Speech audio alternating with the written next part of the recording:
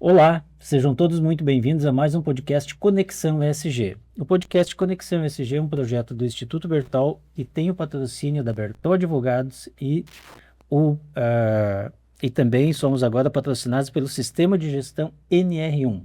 O Sistema de Gestão NR1 é uma plataforma completa para a gestão dos riscos psicossociais da sua empresa e ele vai te ajudar os gestores da área do SESMIT e SST a organizarem todo esse arcabouço de obrigações que chegaram com a reforma da NR1. Nosso sistema também prevê, o sistema de gestão NR1 prevê também, já atende também a lei 15377, que é a lei da saúde preventiva, que é mais uma obrigação, né? Gostamos ou não, mais uma obrigação que chegou para as empresas. Meu nome é Everaldo Scandolara, sou diretor do Instituto Bertol e tenho aqui hoje um convidado ilustre e estou com o meu co-host favorito aí, que é o Dr. André Lemos.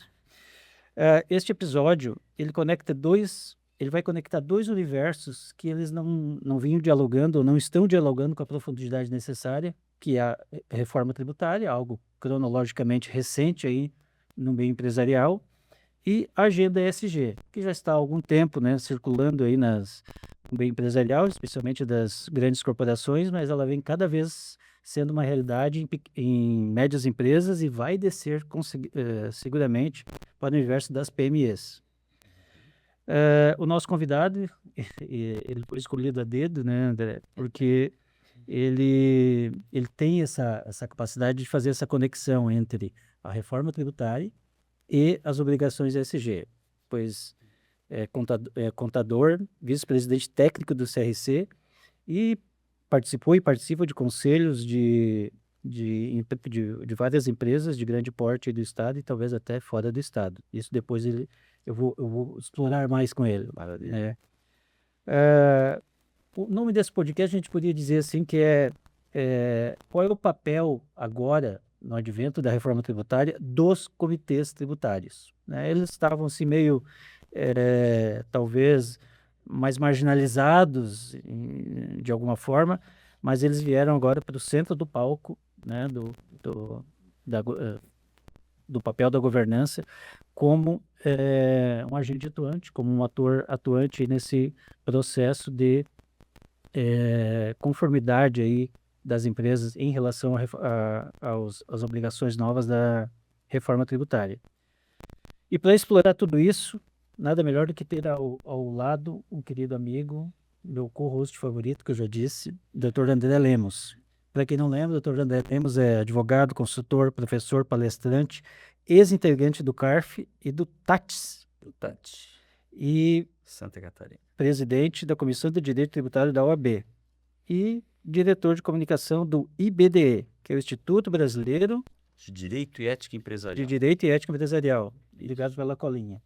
Doutor Imagina. André, seja muito bem-vindo. Antes de Obrigado. inserirmos o nosso convidado, que a gente está fazendo suspense aqui, que tá... Sim. Olha, Tem que fazer, né? tem que fazer, O ouvinte tem que ficar, nosso ouvinte tem que ficar assim, ligadão, né? não saiam da audiência sem a gente apresentar o nosso convidado. Exatamente. Mas antes de apresentar o nosso convidado, eu queria te convidar para fazer uma contextualização aí da reforma tributária e o papel da contabilidade nesse cenário aí. Eu sei que é, é, é advogado, né, atua fortemente no direito tributário, mas tu é um grande colaborador do Conselho Regional de Contabilidade aqui de Santa Catarina, né, prestando relevantes serviços à educação profissional continuada, à qualificação dos profissionais da contabilidade. Então, eu te convido a fazer aí um preâmbulo aí do tema desse nosso debate. Tá joia.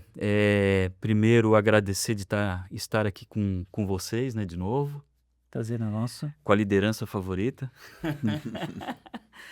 E também aí pelo aceite do Merlo, né, que veio do oeste catarinense para compromisso daqui, que ele vem com rotina, mas colocou aí também um tempo para dedicar ao conhecimento, trazer também para vocês aí um pouco do CRC, um pouco da experiência dele. A reforma tributária, eu penso que veio assim, a reforma tributária nós temos aí desde a década de 60 o Código Tributário Nacional, em 66. De lá para cá, nós tivemos puxadinhos de reforma. A gente não teve uma reforma de estrutura. Vocês podem até ver, né? A reforma do sistema tributário nacional. Não é a reforma de um tributo, Exato. é de um sistema, né? Então, saiu alguns tributos, entrarão outros, né? Fizeram fusão de ICMS e ISS, tributo estadual com tributo municipal, que vai virar um só. É uma organização muito grande. É claro que a gente não via um tipo de mudança dessa com essa envergadura desde a década de 60, né? Então, está todo mundo em compasso assim, de espera, muitas ainda incertezas. A gente não tem uma alíquota de referência decidida, a gente não sabe se é 26,5, se é 28,5, se é 29, enfim, e várias outras questões ainda que, embora já regulamentadas, a gente vai sentir na prática, no dia a dia. Vai precisar certamente de advogados, de contadores, né, para conseguir, primeiro, ter algo próximo de uma segurança e algo muito exato em termos de conformidade. E aí a conformidade, eu penso que vai ter essa união de contador e advogados para a gente conseguir trilhar o melhor caminho. E quem não achar que isso é verdadeiro, eu entendo que vai ficar para trás. E correr riscos, inclusive, de o próprio negócio ou ficar muito comprometido ou até mesmo ele se extinguir, acabar. Porque daqui a pouco, não, isso aí a gente vê depois. O ritmo novo da tributação vai ter devolução de tributos em 72 horas, o que hoje demorava um mês. Isso aí é determinante para uma liquidez de uma operação. Então, a gente vai conversar possivelmente sobre isso hoje, mas no contexto, eu acho que cada vez mais profissionais da contabilidade, do direito, e eu insiro mais um, tá? Os de tecnologia, porque a gente tem tecnologia na reforma, a gente tem split payment, que não tínhamos na década de 60.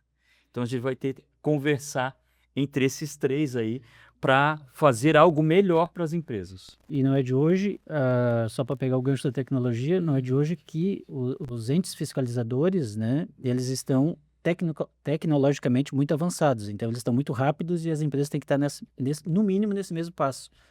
Exatamente. André, muito obrigado aí pelas tuas considerações. Eu agora sim, né, eu queria chamar para o debate o nosso convidado muito ilustre, Roberto Aurélio Merlo, que é vice-presidente técnico do CRC, especialista em auditoria, custos, contabilidade gerencial e controladoria. E ele também é diretor da Merlo Educação Executiva e Assessoria em Gestão Empresarial. É isso, Merlo? Seja bem-vindo. Isso, muito obrigado, Everaldo, André Lemos. É um prazer imenso estar com vocês. Fiquei muito feliz com o convite e sempre é muito bom fazer esse debate. Eu iniciei minha atividade empresarial em 1980, portanto, há 46 anos. Em 84, ingressei no curso de Ciências Contábeis e dali não saí mais. Fiz 4 cursos de pós-graduação, mestrado. E em 2006, eu tive a honra de receber de Santa Catarina, dos profissionais, o destaque de contabilidade de Santa Catarina, o mais jovem contador com esse título, em 2006. E de lá, naquele dia mesmo, eu recebi o convite para ingressar no CRC, mas só aceitei em 2014, porque na época eu era diretor de um grande grupo empresarial, o André conhece lá, eu tinha um contrato exclusivo. Em 2011, aí mudou tudo quando eu iniciei com a Merlo Educação Executiva e Assessoria Empresarial, a pedido dos empresários da região que queriam também ter aquele trabalho que na época eu não podia fazer. Em 2014, aí eu aceitei o convite para ingressar no CRC. Estou até hoje. Em 2018 recebi o convite para ser vice-presidente técnico. E de lá para cá, né, o André tem nos ajudado muito lá. E eu aproveito aqui a tua audiência, Everaldo, para agradecer ao André, que é um parceiro nosso espetacular. Nós temos o Seminário Jurídico Contábil, que ele coordena, mas nós temos a Câmara Técnica de Debate e muitos outros trabalhos em prol da profissão e da sociedade, sempre em parceria também com a área jurídica. E, enfim, o nosso trabalho ele é voluntário e voltado para a sociedade, proteção, a sociedade é o nosso lema lá. Muito bem. Tu sabe que vai ser uma dificuldade daqui para frente falar depois que o Merlo fala com esse vozeirão. Precisa ver em palestra. Eu acho que Precisa ver em palestra. eu vou falando e pedindo desculpa, ó, pessoal. Não é o Merlo, mas em seguida a gente já Precisa entrega. ver em tribuna. Ele tem uns jargões assim, que ele bota a plateia em polvorosa. Pessoal. É muito bom. Muito bom. Mas é mais um espelho para nós, né? Exatamente, sim, sem dúvida, sem dúvida. Já tem conhecimento aí para a gente buscar. Agradeço o carinho. Merlo, eu fiz uma cola aqui. Sim. E tu não pode reclamar, eu mandei para ti, então assim, tu sabe do que vem pela frente. Sim. Tá? Então, eu vou começar a artilharia agora, tá? Certeza, estamos aí para isso, né? Então, viemos aí para isso, né? Vamos à primeira. Você acumula papéis bem distintos. Foi diretor do conselho, né, de contabilidade, que regula a profissão, e conselheiro fiscal e de governança de algumas empresas. Como esses mundos se conversam no seu dia a dia? Sabe que eu tenho falado sobre isso frequentemente. Hoje, até antes de iniciarmos o podcast aqui, eu estava numa reunião e o primeiro assunto que vem é esse. Como conselheiro e vice-presidente técnico do CVC, a gente tem acesso às informações porque hoje está comigo a coordenação dos trabalhos junto ao Fisco Estadual, Secretaria da Fazenda. Aliás, o André sabe que nós avançamos muito nesse sentido, e com a Receita Federal do Brasil e a Junta Comercial do Estado de Santa Catarina. Então, quando se fala em assuntos que envolvem os comitês tributários, a informação a gente tem muito antes até. Não dá para dizer que tudo é antes, né? Porque é lógico que a legislação tributária nós não temos nenhuma ascensão sobre isso, mas tem sido muito bom, Everaldo, porque ao receber informação e levar os comitês nas empresas e na agenda ESG, o G ali, hoje você trabalhando com governança fiscal, tributária e a governança em si, porque eu tenho falado, o André ouve minhas falas, não é uma reforma tributária, é uma reforma dos negócios, é uma reforma dos processos, porque altera tudo. Você precisa reconstruir os processos, então aí entra o G do ESG que vai necessariamente passar pela revisão do processo e a governança. E o G do ESG, desse acrônimo aí, ele, por vezes, ele é o mais negligenciado, assim, as empresas parecem que têm medo de mexer nessa caixinha, né? E agora esse medo vai ter que ser questão de cultura, afastado. Questão de cultura, e vai ter que também virar essa página, né? E a reforma tributária, ela fez uma mudança muito drástica, como o André já colocou, desde a década de 60, né? Nada foi feito, nada havia sido feito com tamanha profundidade. E a minha próxima questão para você, Merlon, a reforma tributária é frequentemente chamada de a maior mudança no sistema fiscal brasileiro em décadas, né?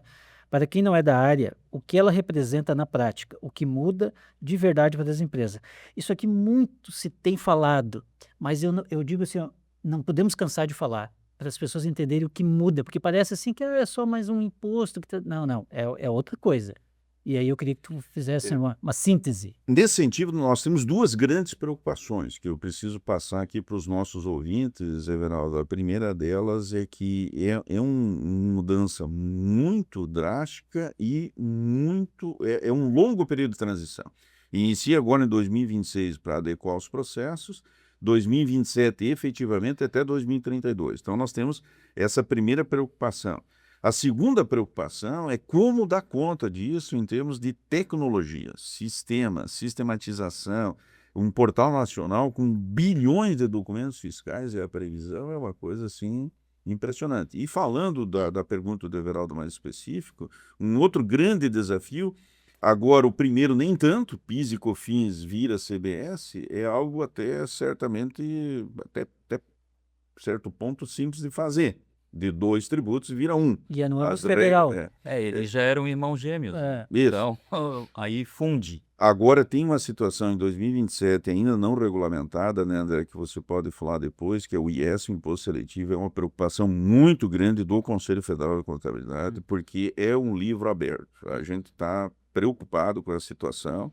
E depois, Everaldo, de 2029 a 2032, para os nossos ouvintes entender, quando você junta ICMS, que é estadual, ISS, que é municipal, e vai regredindo 90, 80, 70, 60, é impossível de fazer. Isso eu provo, tenho falado, inclusive, para o Comitê Gestor do IBS, não tem como fazer essa transição escalonada. Por quê?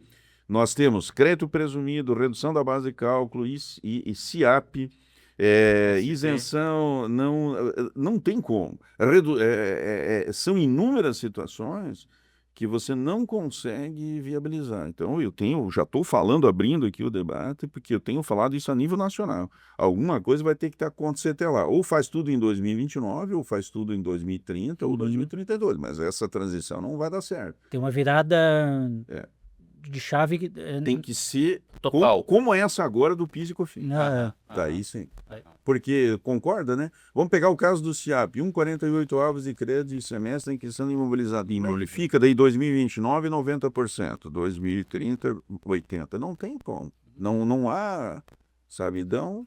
É só para abrir o debate aqui, viu, Everaldo? Mas esse assunto a gente tem hoje uma gama de situações aí para passar para os nossos ouvintes. E certamente isso vai ficar com o comitê gestor, né? Do IBS, né? Ele é que vai dizer se é tudo num ano ou se é fracionado. E se for fracionado, como operacionalizar.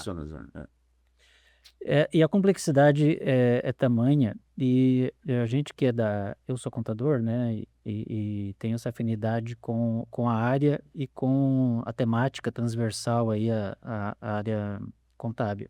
Sim. E a gente vê, pelo Conselho aqui Regional de Contabilidade de Santa Catarina, que ele está colocando a reforma tributária como tema central na sua agenda 26-27, né? Fazendo seminários, capacitações dos profissionais. E para mim, uma pergunta que fica, as empresas catarinenses, elas estão preparadas, assim, de modo geral, tanto a indústria quanto o comércio? O que tu tem sentido, assim, na tua atuação, daquilo que chegou a você, assim?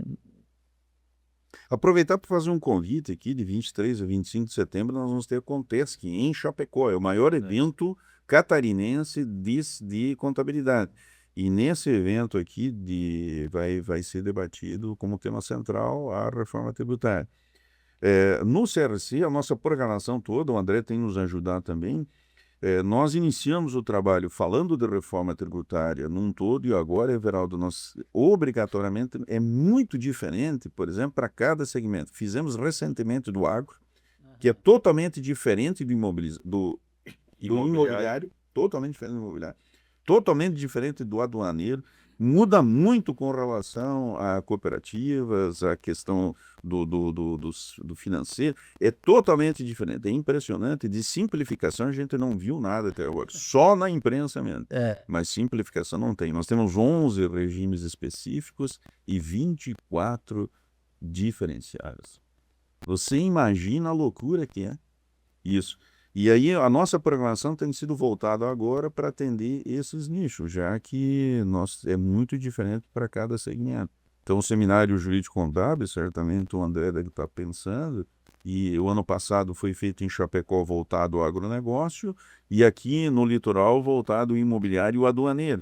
Mas aí pensando agora na próxima programação, a gente tem trabalhado nisso. As empresas é muito diferente, viu, Geraldo? É impressionante, as grandes já estão preparadas, agora estão naquela fase de ajustar sistema, ERP, coisa, e as menores nem deram importância ainda. Mesmo um profissional da contabilidade avisando, eu não sei, eu estou preocupado com isso, porque muitos vão ser pegos de surpresa, porque não estão fazendo. As grandes sim, as médias nem tanto, e as pequenas estão deixando que no segundo momento eu preocupo. Eu acho que tem uma questão de tradição, né? Nós brasileiros, vamos nos colocar nesse contexto, a gente tem uma tendência a deixar para a última hora, né?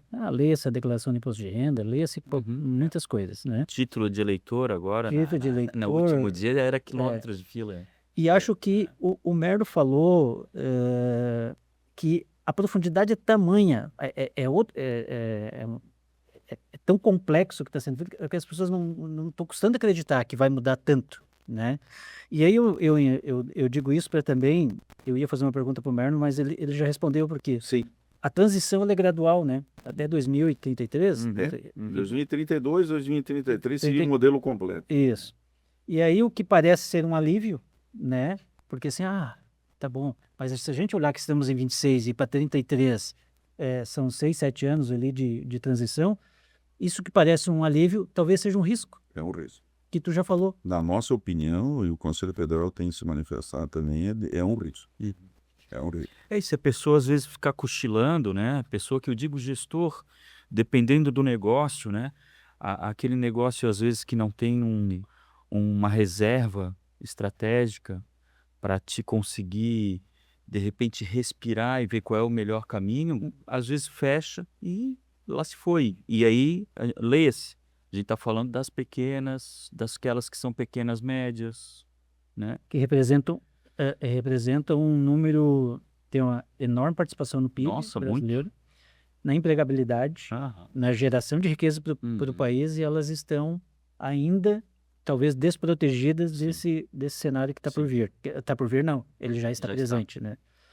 Eu queria convidar vocês, Merlo e André, vocês são coautores aí de um artigo que trata dos comitês tributários, que faz parte aqui do nosso tema central, aqui do fio condutor, né, que é o G da governança. E eu convidar primeiramente o Merlo, depois eu queria que tu também falasse um pouco. O que motivou vocês assim, a escrever sobre isso? Assim, eu imagino que eu tenho até uma ideia, mas eu queria que vocês passassem para os nossos ouvintes o que motivou vocês a darem luz, né, para a importância dos comitês tributários. Quando eu iniciei a minha atividade profissional em 1980, em 84 ingressei no curso de Ciências Contábeis, em 86 eu já estava na contabilidade de uma grande empresa. Nós, naquela época, veja, 1986, nós pegávamos nota por nota e analisava cada nota fiscal, o que ela poderia gerar de crédito e nas saídas o que estava sendo as incidências. 1986.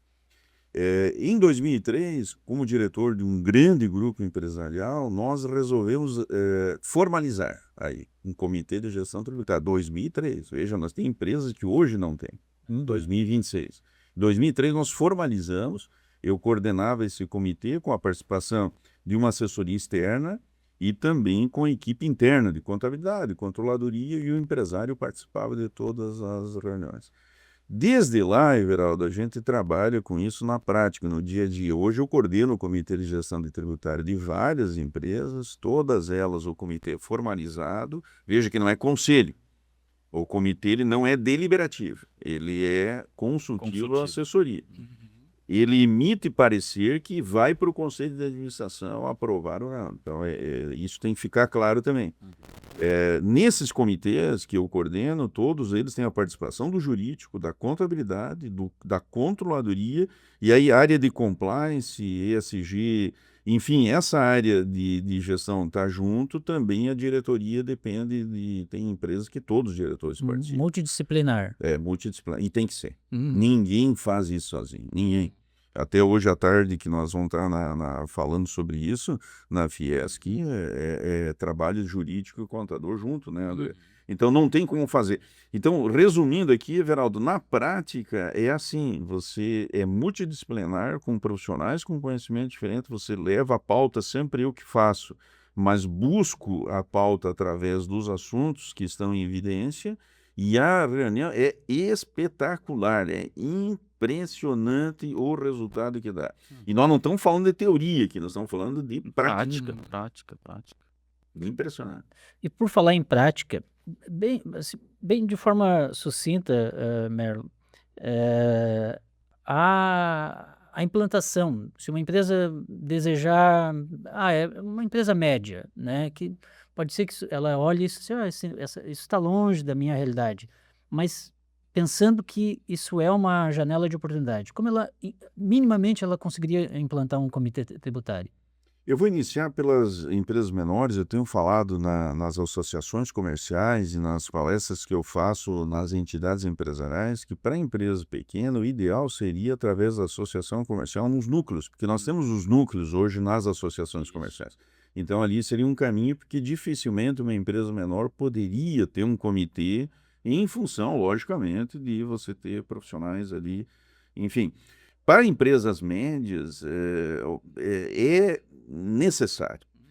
Você precisa, e aí talvez ele não precisa ter uma composição tão expressiva como é nas grandes empresas, mas necessário a presença do jurídico, do contador e o empresário. Às vezes pode ser um comitê melhor, e outro detalhe, muitas vezes, nem sempre, porque nos meus trabalhos de assessoria, nem todas as empresas têm um comitê tributário formalizado, mas todas têm essa análise, mesmo sem chamar de comitê.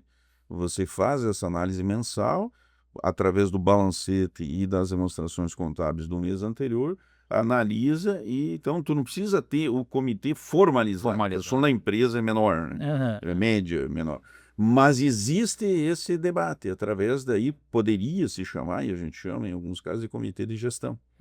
Que daí faz também esse Ele é mais pouco genérico, né? Mais amplo. Que- E uma coisa interessante, Everaldo, por exemplo, eu também tenho insistido em algumas associações, quando a gente é chamado para dar algum curso, alguma palestra.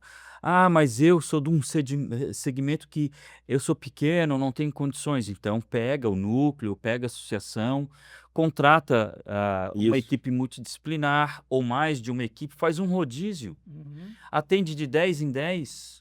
A gente tem 10 graus para subir na reforma, faz o primeiro degrau, vai te preparando, aquecendo o teu motor para que tu consiga chegar lá no final, né? O que me impacta no segmento, sei lá, daqui a pouco nós somos da área da saúde, o que vai impactar para a Exato. gente? Né? Nós somos uma cooperativa agrícola, vamos fazer um checklist.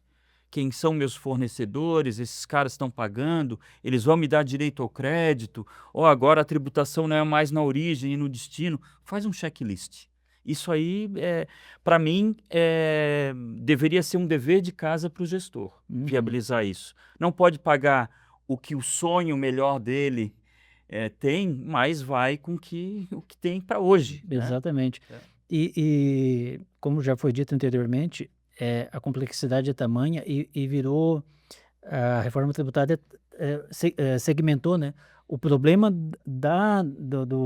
do segmento hospitalar, ele vai ser diferente Da cooperativa, da de crédito, da indústria, do combustível. da construção civil. Então, cada um vai ter que mergulhar no seu mundo, né? Se fechar ali e dizer assim, vamos tentar sobreviver a isso, porque daqui para frente acho que a palavra é essa, sobreviver a essa fase de transição aí que está meio complexa. Eu também queria provocar o Merlo, como ele vê assim que aqui eu coloquei como apêndice técnico, né? Os comitês tributários eles estavam assim meramente como um apêndice técnico e para se tornar o pilar da governança. Eu sei que tu já até falou alguma coisa, mas assim, o que motiva assim, o que tecnicamente sob o olhar jurídico e sob o olhar contábil, como veio para o centro do palco o comitê tributário? A resposta é simples, Everaldo. Hoje, o tributário virou uma área de negócios dentro da empresa. Você imagina que, segundo o IBPT, a carga tributária é 37% do PIB. Vamos falar numa empresa que gira em torno de 30%, 40% do custo é tributo. Então, virou uma área de negócio. Então, não é mais apêndice, ele é fundamental. E tem mais um detalhe aqui, pulando para a questão aqui que você colocou, vou dar um exemplo só da importância do Comitê Tributário, que o André conhece tão bem ou mais do que eu. Muitas decisões dos tribunais superiores, STJ, STF, CARF, não foram incorporados no E-Social e nas obrigações acessórias disponibilizadas pela Receita Federal do Brasil. E a empresa está pagando mais do que deveria. Então, os resultados são extraordinários. Porque não tem como o contador saber, o jurídico saber, a empresa acaba pagando mais sem saber. Né, André? Então, você faz esse trabalho no comitê de revisão dessas decisões e essas decisões incorporadas, fazendo essa análise, você tem muito dinheiro no arquivo. Impressionante. Como é que é? Vai ser recurso para entrar no caixa, né? E com a reforma, eu ainda ratifico o que o Merlo está dizendo. Isso. Exemplo, o PIS e a COFINS já se transformaram na CBS. Se o empresário não revisa o que ele pagou, e se ele não revisar nesses próximos 5 anos, ele não consegue revisar depois, porque agora o cronômetro vai ser 60 meses, 59 meses, até chegar ao zero quando as contribuições, essas duas, PIS e COFINS, acabarão. Vai se transformar em outra, mas daí eu não consigo mais compensar com nada, porque ela vai acabar. Então, é mais assim uma razão para o gestor revisitar o que ele fez no passado e ver se ele fez de modo correto ou não. Perfeito. Para mim está claro, acho que para a nossa audiência também, que os comitês tributários, eles estão bem abarcados no G de governança, né? São instrumentos, apoio, né? Eles são aquele apoio opinativo, né? Que o Merlo já falou. Então, a importância deles cada vez que nós falamos aqui, a gente diz assim, vai ter gente que pensa, por que eu não comecei isso logo? Tem que começar isso logo, né? Quando eu li a trilogia aí que vocês escreveram, né, com mais um colega, né, vocês são autores. A gente tem convidado sempre um terceiro elemento em rodízio, E aí a gente nota ali que é uma sinergia, né, que é necessária uma sinergia entre o jurídico e o contábil. Não é à toa que o Merlo representa o contábil e você representa o jurídico. Eu queria que vocês falassem para mim, para mim não, né, para a nossa audiência, da importância dessa sinergia e, vou puxar uma brasinha para o nosso lado, né, Merlo? Sim. O papel do contador, né, nessa sinergia. Começando contigo, assim. Viu, Everaldo, não tem como fazer separado. Eu tenho falado, o André ouve em todas as minhas falas, que o contador, ele conhece dos negócios, a operação, registra todas as operações. E o jurídico precisa dessa informação de maneira muito correta, muito pontual. E o contador não tem como fazer o que o jurídico faz, que é a leitura e interpretação da legislação, com um detalhe importante, que eu tenho falado sempre. Nós precisamos trabalhar num pilar que o jurídico nos ajuda de maneira fundamental, que é no risco. Esse risco, nós, contadores, você vai concordar comigo, Everaldo, a gente não tem condições de analisar sozinho. O risco é analisado pelo jurídico. O André faz isso muito bem, porque eu questiono ele toda semana, olha, André, tem risco fazer isso ou não? Como é que eu vou fazer se o conhecimento jurídico é dele e nós, com conhecimento contábil, com toda a operação ali registrada, entender como é feito essa operacionalização? E aí, né, André, é contigo a bola aí para a interpretação da legislação e classificando o risco, porque nós não temos como evitar risco, nós temos como classificar os riscos, né, André? E ir mitigando, né? Ir mitigando. Esse é um ponto importantíssimo. Nós nos falamos bastante, eu e o Merlo. Faz perguntas, às vezes, cabeludas ali para mim, embaraçosas, né? Como a gente fazer essa precisão quando a gente não tem uma resposta também exata do judiciário. Aí eu imagino, pela experiência que eu tenho, que isso vai dar em algum lugar. Mas a gente às vezes vê que o STJ, no mesmo tema, diz uma coisa. Às vezes até súmula. Chega ali e cria uma súmula. O que é súmula para quem não é da área? é o STJ julgar 1, 2, 3, 4, 20, 30 vezes e dizer, ô, pessoal, vamos parar, vamos fazer a súmula 170, né? Aí sumula aquele assunto. Aí vem o STF, depois de alguns anos, e diz, não, mas essa matéria aí, embora tu tenha julgado aí legal, que é infralegal, abaixo da Constituição, não, tem uma natureza constitucional aí dentro. Eu pego isso, julgo e crio também uma súmula completamente diferente da do STF. Suco de A do Brasil STF. puro, né? Aí às vezes a empresa diz, pô, André, mas lá atrás tu me disse que era certo. Eu dizia que era certo porque tinha uma súmula de um tribunal superior. E agora vem uma outra, que é do Supremo, é o último tribunal, e diz que aquilo ali está tudo errado. E a segurança jurídica mandou lembrança, né? Mandou. Mandou lembrança. Mandou e ainda com uma cartinha que demora a ser respondida durante 15 anos, 19 anos. Né? Sistema S, que a gente discute todo dia, é exemplo clássico. Inclusive, a classificação do tributário, do jurídico, vai para o balanço, né? Dependendo da classificação, se é possível, provável, aí vai ser contabilizado. Contingenciado. Isso. Ou contabiliza, ou nota explicativa, ou o próprio auditor, ao revisar, ele pode mencionar alguma coisa, mas isso vem de uma leitura do jurídico. Então, a contabilidade, que a partir das normas internacionais, né, Veraldo, passa a ter muito de julgamento, o julgamento vem dessa análise. São áreas complementares, né?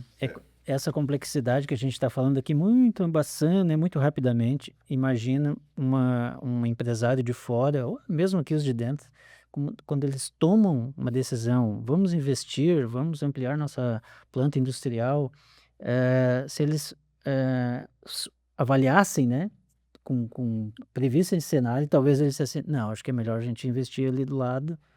É o que acontece, né? Para quem tem esse olhar, é o que está acontecendo. Né? Aí vai para país vizinho, né? Enfim. Já virou clichê, né? Um manicômio tributário que nós vivemos. Era carnaval, agora virou manicômio. Infelizmente.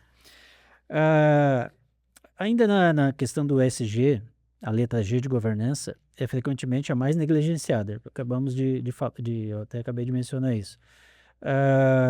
Como você enxerga a relação entre a governança tributária sólida e a agenda ESG de uma empresa? Eu até diria, convido o Merlo a dar uma palhinha, mas também depois, André, se tu quiseres, o papel aí, né, da governança tributária dentro do ESG. Olha, é fundamental porque se a gente for remeter ao que nós ouvimos, assistimos muitas vezes de acontecimentos que houveram no Brasil, do questionamento da governança no pilar tributário.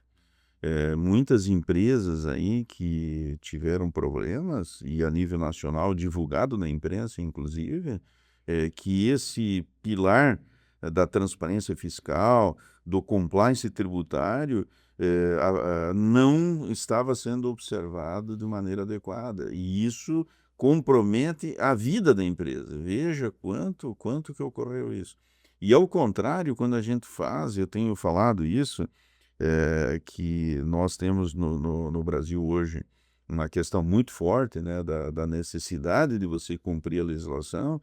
E já aproveitando na sequência aqui, Everaldo, e eu tenho usado a seguinte frase: não vamos pagar nem mais nem menos, vamos pagar o certo. E o certo é você tendo uma análise de especialistas, com um comitê de tributário funcionando, analisando todas as situações, porque é isso que nós precisamos fazer, né? E é isso que a gente percebe que faz a diferença, você ter internamente a governança, o tributário pilar dessa governança e observando adequadamente para não pagar nem mais nem menos. Isso. Exatamente.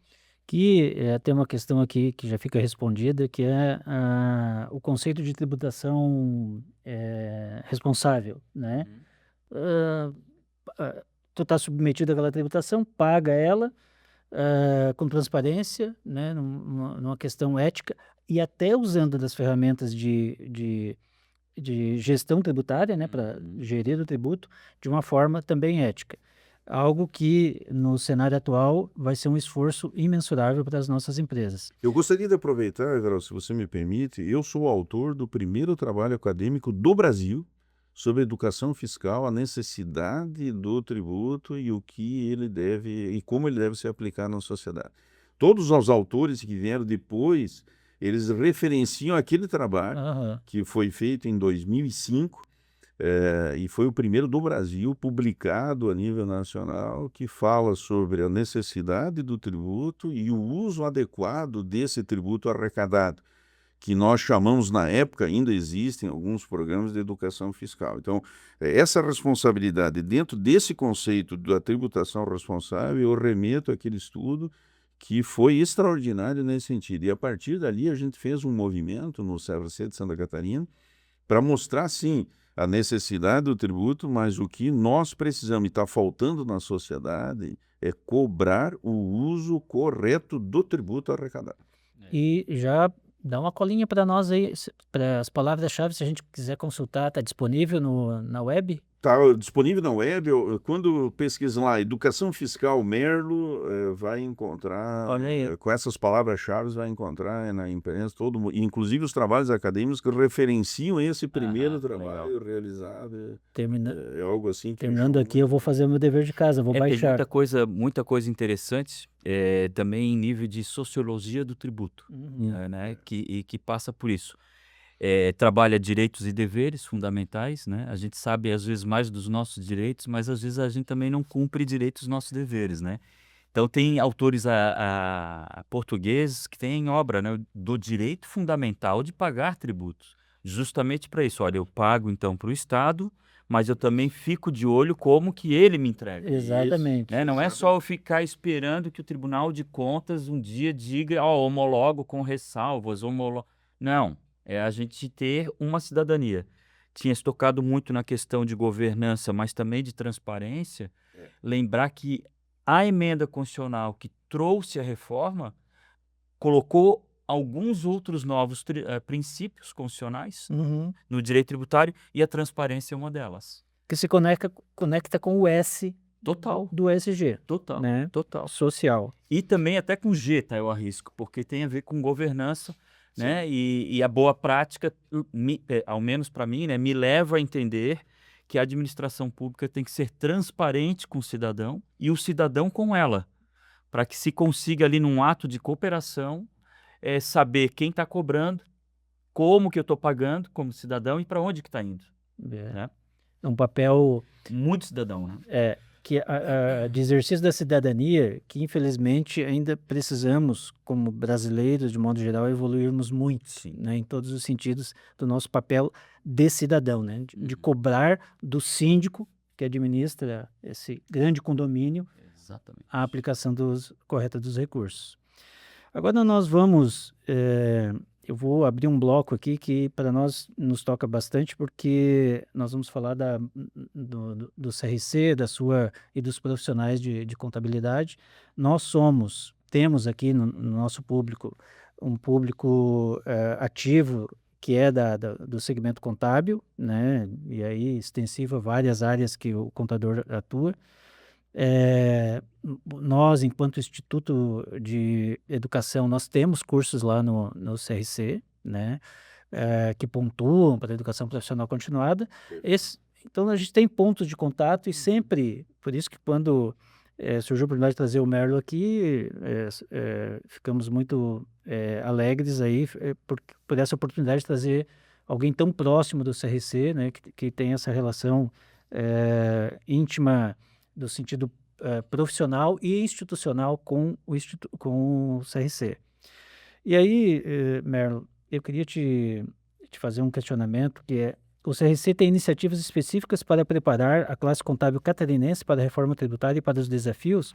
Muito embora ali tu já falou do evento lá de Chapecó, mas o que mais o CRC está fazendo para ajudar a classe, e ajudando a classe ajuda os empresários? Nós temos duas câmaras responsáveis por essa área no CRC. A Câmara Técnica, que nós temos a Câmara Técnica de Debate, como missão trazer ao debate assuntos que são contemporâneos, indispensáveis na formação do profissional.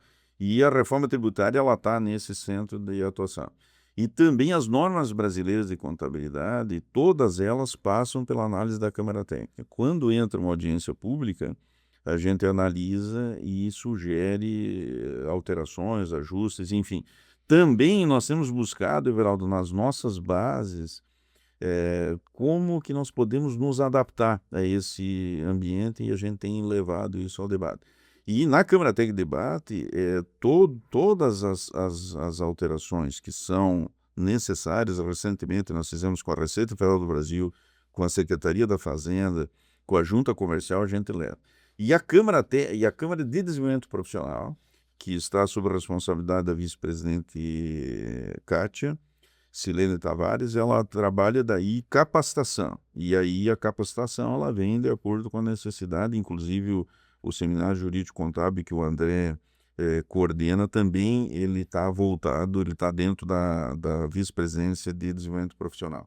Então são muitas atividades, muitos assuntos. Nós, nos últimos 4 anos, que foi da presidente Marisa, nós tivemos 20.000 horas de capacitação, inclusive do Instituto Bertol e outras, disponíveis ali para o profissional. Então, sempre buscando nas bases, identificar o que é necessário, imprescindível, trazer isso para o debate e fazer as capacitações necessárias. Então, eu tenho falado, Everaldo, o André sabe disso, o CRC tem feito a sua parte. Esses dias um profissional de Lages me ligou e disse, Merlo, podia fazer tal coisa. Eu disse, olha, já está feito, está disponível no canal do YouTube, procura lá tal dia. Impressionante. O menu de cursos, de oportunidades que o CRC de Santa Catarina oferece é um negócio impressionante. E o nível, os eventos que eu já fui, que eu participo, assim, e o nível é alto, a régua tá lá em cima, assim, ó. A gente tem que se virar em produzir conteúdo que tenha relevância. Isso é ótimo, né? Ganhamos todos. Eu conheci, veja só, nós temos lá colaboradores, eu vou citar o André como um deles, mas a gente, até fora do ambiente profissionais, não só da contabilidade, que estão lá prestando, colaborando com o CRC de forma abnegada, com profissionalismo. Isso para os profissionais isso é super importante. E por falar no contador, né?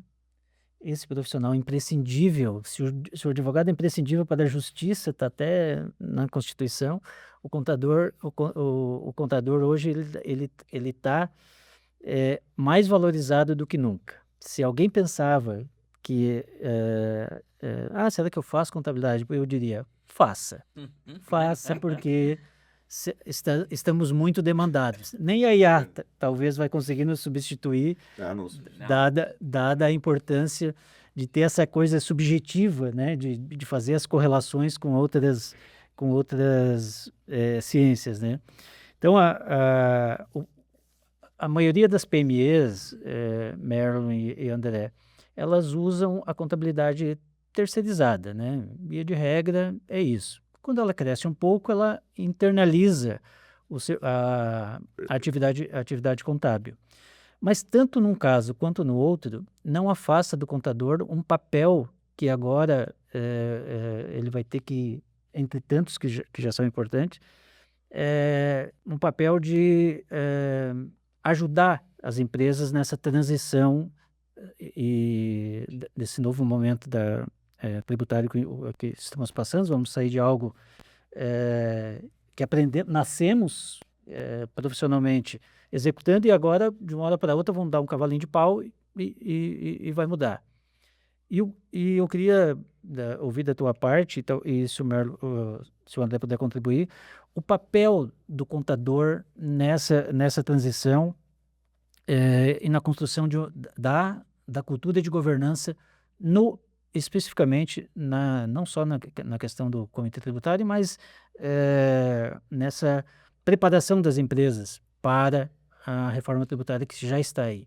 Na região oeste de Santa Catarina, eu acho que é inovador o que eu vou falar para vocês agora. Surgiu um modelo híbrido, que a contabilidade é terceirizada, porém um profissional daquela organização contábil vem para a empresa uma vez por semana, uma vez por mês, uma vez cada 15 dias, Veja um modelo espetacular, porque o empresário diz assim, ó, eu preciso de alguém próximo. Não tenho como suportar o custo de uma estrutura interna, de contador, com tudo, porque hoje não é só ter o contador, né? Você precisa ter todo o aparato para dar suporte das obrigações acessórias e tudo mais. Esse modelo híbrido aí, Everaldo, o empresário tem valorizado muito, porque é um terceiro que está na empresa fazendo e fiscalizando, né? Fazendo aquele papel, né? De só questionando, pô, mas como é que tu não tirou nota disso? Tá onde? E sentindo o clima da empresa. E sentido o clima daí. E outro detalhe importante, orientando os funcionários, porque quando ele está lá no escritório, ele não sabe a realidade da empresa. Tenho falado muito isso. Exatamente. Quando ele vai lá na empresa, ele vê que a realidade é diferente do que ele está. Eu tenho falado que você tem que aplicar a técnica do TBC e do STC. TBC, tirar a bunda da cadeira. Ir lá na praia. E do STC, sair de trás do celular. Sair de trás do computador. E aí a realidade é outra. Então, esse modelo híbrido tem ajudado muito na governança, o empresário valoriza, ele talvez esteja pagando mais porque o escritório precisa cobrar melhor, mas o retorno é muito melhor. Então, isso tem ajudado muito nas pequenas e médias empresas. Aquelas pequenas que não há como fazer, digamos, esse trabalho híbrido, mas uma vez por mês, e isso é uma orientação que a gente passa, o profissional de contabilidade chamar o empresário para uma conversa e dizer, olha, tu está olhando isso, está vendo aquilo, e isso tem ajudado muito na governança. E eu vou dizer, vai uma novidade, que não é novidade para nós, né, André, mas talvez para os ouvintes, a reforma tributária resolve muito daquilo que era o jeitinho brasileiro, porque necessariamente todos os documentos têm que ser fiscal eletrônico e todas as operações elas vão estar num portal único nacional. Isso vai ajudar muito na governança. Essa é a minha opinião. E antes que eu queria que o André também desse a sua opinião, mas me ocorre que é comum quando hoje os escritórios já têm assim disparos automáticos, né? Pedindo a documentação. Chega no dia 1º, no primeiro dia já começa. Enviar suas notas, enviar seu movimento financeiro, para fazer a contabilidade, apuração de impostos, retenção de impostos, tudo aquilo, as obrigações que tem. E aí, algumas das vezes, o que fica para trás, né? Diz assim, essa nota aqui, não sei, não lembro, não achei. Mas não se preocupe, tem um robozinho nos RPs dos escritórios que ele vai lá e vai achar as notas. Então, entreguem tudo que tiver que entregar. Se esquecer, vai ter um robozinho denunciando, e essa compra que você fez no CNPJ da empresa, do que se trata? Então, estar regular, estar em compliance com o contábil, com o financeiro, com o tributário é fundamental. Não adianta querer dizer para o contador depois, ele arruma depois. Às vezes o depois não tem mais conserto. Já teve fato gerador, daí não adianta mais. André, você que vê a atuação do CRC de dentro e de fora, tem essa percepção também que o CRC está atento, está atuando? Assim, atento, atuante, vigilante, né? Uhum. Não só naquela condição de observador, o que eu acho que é importante, né? Então, câmaras técnicas, por exemplo, é uma coisa que eu vejo assim de extrema importância e tem a ver com G de governança, né? Porque está ali dando as diretrizes de como fazer, estar conforme, né? Então tem a ver com compliance, né? E para PMS, que foi o objeto da pergunta ali no nascimento da pergunta, né? Também, se a gente não tiver alguma coisa para cutucar, as pessoas vão ficar com a bunda na cadeira e com os olhos no celular, né? E isso aí, à medida em que se combate também esse comportamento, que é um comportamento às vezes muito uma zona de conforto, né? Não está dando certo. Pô, mas tu está olhando, tá? Isso aí é problema do contador. Será que é só problema dele? Né? Tu é dono da tua operação. Tu tem que fazer com que ela fique cada vez mais líquida, cada vez melhor, né? E não é trazendo a melhor tecnologia que tu tem que ficar também numa zona de conforto e não ser inovador. Inovador, às vezes, é tu ter meia hora por mês 1 hora por mês Exatamente. para dizer, tá, cara, mas saiu a Exatamente. nota daqui, foi para lá. Tá, e esse teu fornecedor, ele é bom hoje na reforma? Porque se não for bom, meu, ele não vai estar te dando direito ao crédito. É Exato. quase como uma autofiscalização.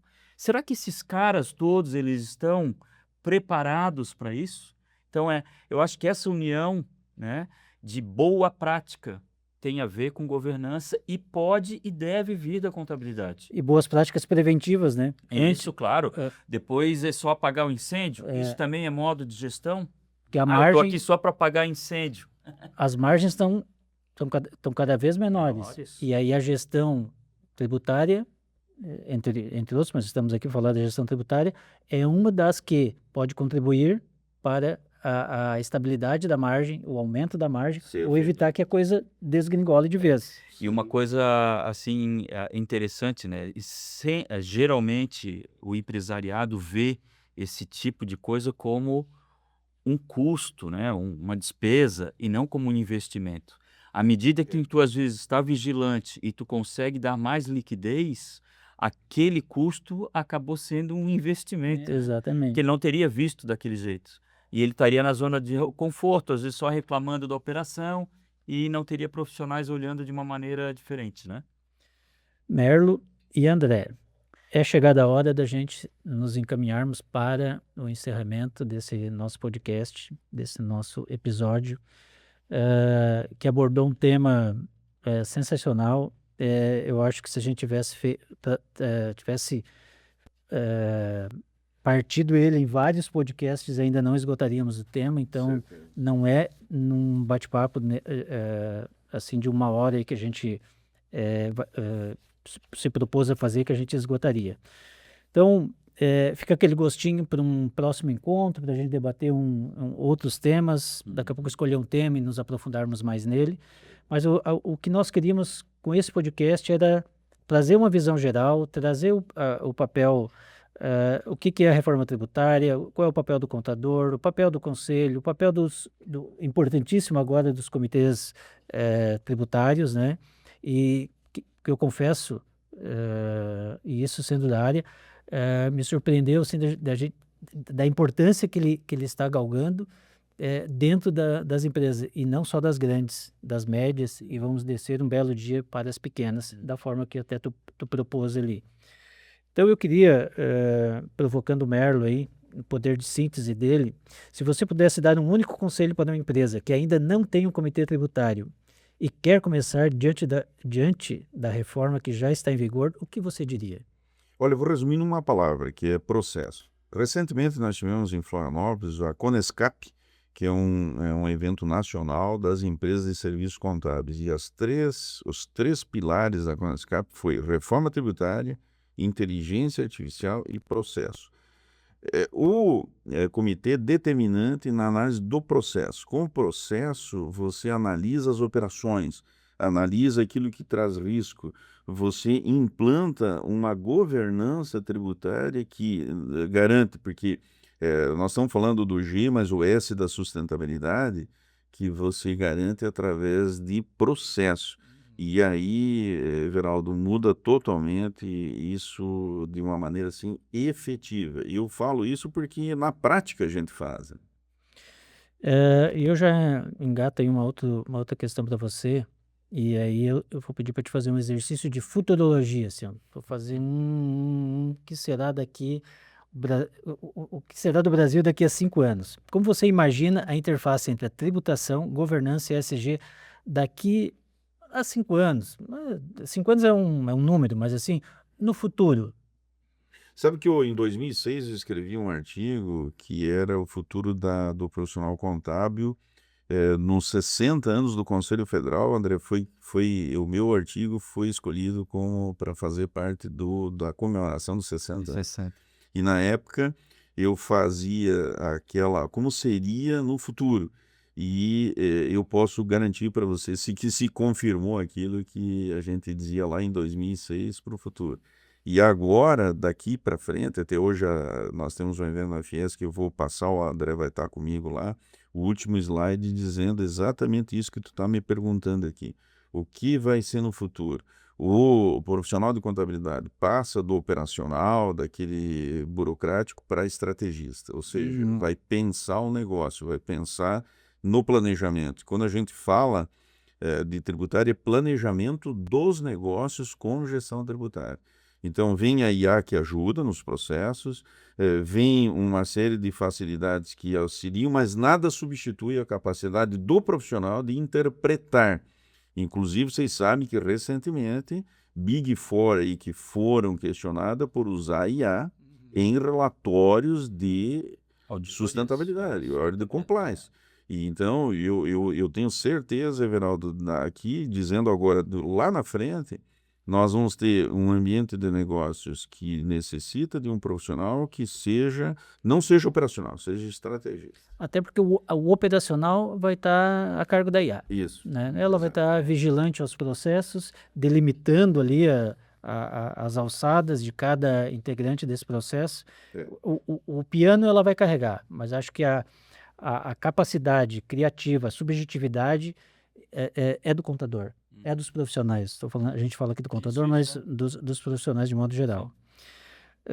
Merlo, onde as pessoas podem te achar, né? Porque você deu para perceber aqui, né, André? É não só um profissional, mas uma fonte de conhecimento para a área contábil, para a área de governança. E onde suas redes sociais, como as pessoas fazem para ter contato contigo, conhecer os materiais que você já publicou? Sabe que eu costumo dizer, né? O André ouve nas minhas falas que o meu telefone é público, né? Todo mundo tem. E eu faço questão de responder a todos. Então, no crc.sc.org.br, na Câmara Técnica, mas no canal do YouTube do CRC, as Câmaras Técnicas Debate, @Merlo Assessoria, daí nos meus canais de comunicação, e nós produzimos semanalmente materiais não sobre governança, sobre tributário, sobre assuntos que interessam para o meio empresarial. Tenho também lá na rede Peperi, no oeste de Santa Catarina, um programa Economia, Gestão e Negócio, que a gente fala sobre esses assuntos, todos voltados para a gestão empresarial, voltados a ESG e a todos o que precisa dentro do contexto empresarial. Enfim, estamos nas redes sociais, estamos aí nos Eu acho que se digitar Roberto Aurélio Merlo, baixa umas 5 telas. Bastante. Graças a Deus. Graças a Deus, bastante. Me oportuniza também agora convidar o André para fazer umas considerações finais aí sobre o que nós ouvimos, sobre o que nós ouvimos do Merlo e o tema aí que nós debatemos. Bom, agradecer novamente em participar, que é muito legal tá aqui no Instituto, trazer conhecimento, trazer convidado que também entrega o seu conteúdo, né? Eu acho que isso é importante, não fazer também o mais do mesmo, né? Então, isso é bem legal e a gente tem conseguido fazer com frequência, né? Aqui. Mas se fosse resumir numa frase curta, fiquem ligados, nós estamos num momento único do nosso país em termos de tributação. Tributação, como o Merlo disse, não é uma tributação só de sair pagando tributo. É ver onde eu estou e para onde eu vou. E isso precisa, naturalmente, de profissionais variados, né? E que as pessoas se valham de profissionais especialistas. Quem não tiver condições, não reclame, vá às suas entidades de classe e peça para fazer um combo, de alguma maneira. É preciso começar, é preciso sair da letargia, né? Porque senão a gente vai ficar ali e daqui a pouco, quando vê, o meu negócio acaba, né? Isso é o péssimo, né? É uma derrota que não pode ser telegrafada. A gente tem que virar o jogo. Então, agradecer novamente aí, ficar sempre à disposição. Prazer sempre grande. Obrigado. E eu sempre te chamarei, porque... E aí, no finalzinho, ele ainda faz uma cola, né? e ainda faz um desenhozinho de uma caretinha, uma pessoa feliz, né? Dizendo consideração final, o cara sorrindo, para que melhor, né? Isso é o carinho que ele demonstra. Exatamente. Eu queria dizer a você, Merlon, a você, André, mas aqui a estrela, né, é o Merlon. Nosso convidado, né? Muito agradecido, muito contente com a tua vinda aqui. Espero a gente poder te trazer novamente em outros momentos. Eu sei que a tua agenda ela é agenda de 30 horas, né? Mais ou menos. 24 horas, mais umas outras aí. O antigo banco era o Unibanco, tinha uma propaganda do 30 horas. do 30 horas. Então, te agradeço imensamente a tua vinda aqui. A tua contribuição para a classe contábil, assim, ela é gigantesca, né? Recomendo a todos, procurem os artigos do Merlon, frequente o CRC lá, o Merlon com outros colaboradores, né?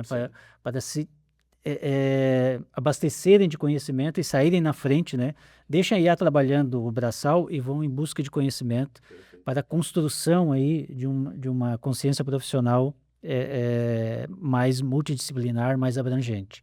Então, muito obrigado, André, muito obrigado. Estamos juntos. Então, encerramos mais um episódio aqui do podcast Conexão ESG. Queria convidá-los nos seguirem nas redes sociais. Digitem lá no Instagram, YouTube, LinkedIn, Instituto Bertol.